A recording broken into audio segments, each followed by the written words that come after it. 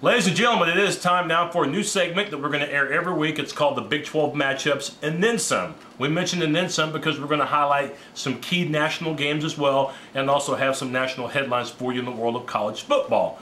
Believe it or not, there is more to college football than the Big 12. Life actually exists outside the Big 12. So we're going to talk about that. And as I mentioned, we're going to have some picks against the spread in 10 games involving key Big 12 games and national games as well.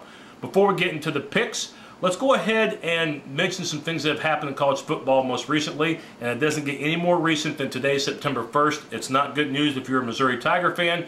Their leading rusher for the past 2 years, Derek Washington, has been booted off the team. He'll never carry the ball for the Tigers again. This stems from a felony sexual assault charge from back in June. So Missouri, they had a lot of players back, but also knew that they were going to have to replace their top 2 receivers from a year ago. Now you're going to have to replace your top back. That's bad news for Blaine Gabbert and that Missouri offensive for head coach Gary Pinkel. The good thing for Missouri, at least, is that they don't play anybody very competitive that first month, but not having your leading rusher doesn't help matters when you have to open the season against your arch rivals from Illinois.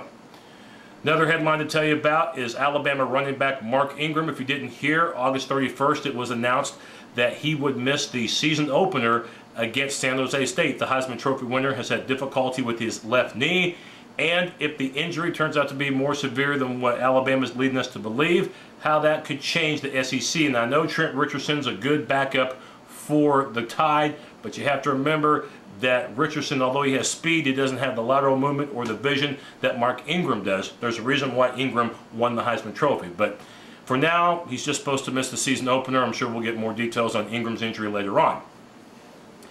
And one of the games we will not be picking today will be the matchup between North Carolina and LSU. That's because that game has just been taken off the Vegas board.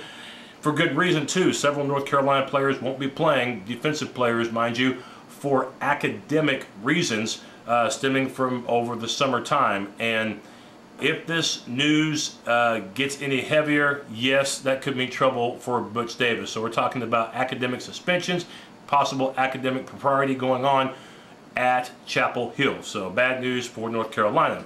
And finally, BYU stepping into the AM, as I guess the group third base might say, because the Cougars have announced that they will be playing Notre Dame in a 6-game rivalry over this decade. There's no word as to when specifically their rivalry with Notre Dame will start. So it's going to be the Mormons versus the Catholics, I guess you could say. Speaking of BYU, the Cougars, of course, have announced that they will officially become an independent school in football, and they'll be in the West Coast Conference in other sports, ending their tie-in with the Mountain West Conference. And speaking of football, BYU has announced that they will be playing the University of Texas in a 3-game series, which will start next season. So BYU making a lot of news today. Now it is time for my picks. I'm going to pick 10 games every week, all against the spread. We're involving points this year. It's easy to say, oh yeah, this team's going to beat this team, but you have to involve the points in order to make it more enticing. I'm going to go against a celebrity, and the celebrity is the President of the United States. No, not Barack Obama. This guy right here, Abraham Lincoln the penny. That's right. When I flip this coin, if it lands on heads, that means Honest Abe likes the favorites. If it lands on tails, it's going to go with the underdog.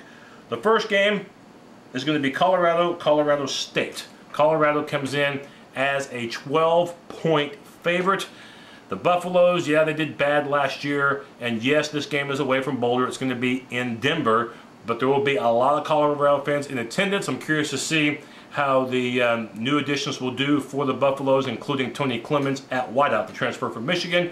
I'm going to go ahead and be crazy and say Colorado will cover the 12 in this ball game. Who does Abraham Lincoln like? He's going to go with Colorado State. It landed on tails, so already a disagreement between Honest Abe and myself. Another one is UCLA at Kansas State. At first, UCLA was the favorites in this game at 1.5, but it's now changed to Kansas State, who's now a 1.5-point favorite. I still have questions about Kansas State and their offense. I can't go with the Jayhawks. UCLA, they're not a great team, but they're an up-and-coming team, so I'll take the Bruins, and I'm getting 1.5 points. And Abraham Lincoln is taking Kansas State. So far, we're not agreeing on anything.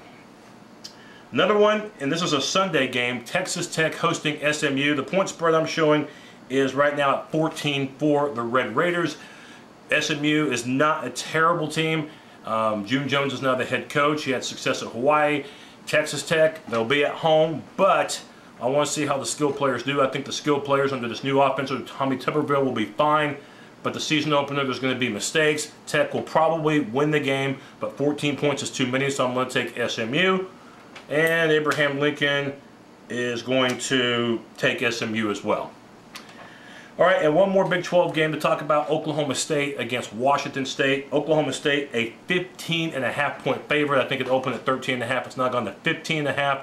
The Cowboys simply a better team. Even though they have new people on offense, this is going to be a new system under David Holgorsen, the former Houston offensive coordinator. I'll expect the Cowboys at home to score a lot of points and be able to cover the 15.5. So I like Oklahoma State given those points, and Abraham Lincoln is going to disagree with me and take Washington State. So Abe likes, right now, Abraham Lincoln.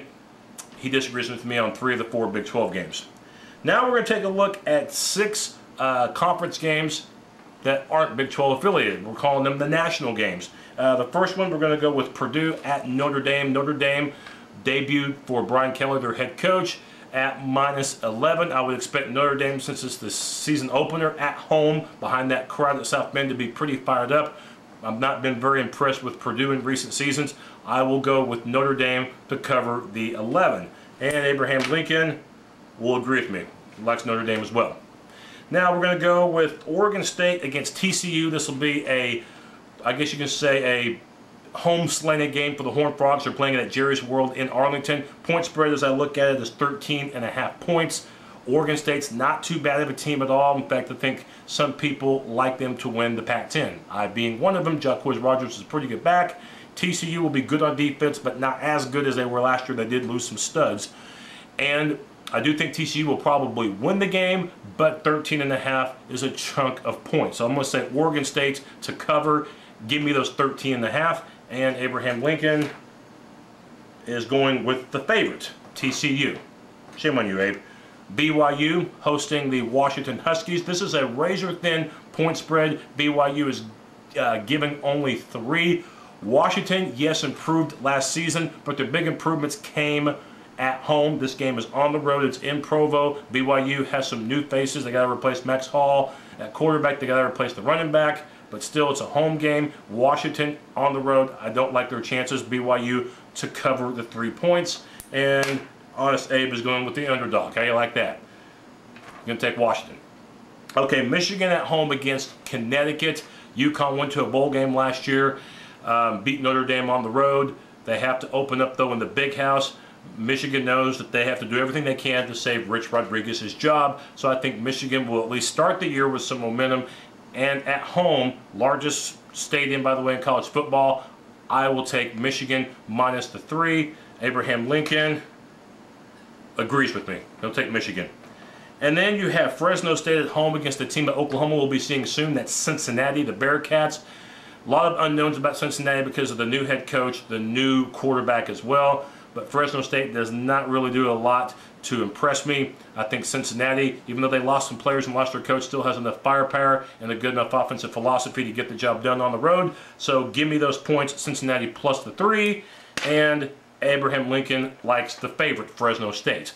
And finally, the Monday night game, the big one, September 6th, Labor Day night, Virginia Tech, Boise. Boise's actually favored by 2.5. This game will be played at Landover, Washington, where the Redskins play. The crowd will be for Virginia Tech. It'll be one of the better defenses Boise State's seen. I like Virginia Tech. I've liked them since this game came out. I'll take the Hokies plus the 2.5. Abraham Lincoln is going to go with Boise State. So I think Abe and I disagreed on most of the games. We'll recap the games, by the way, next week. That does it for now. Enjoy college football, everyone.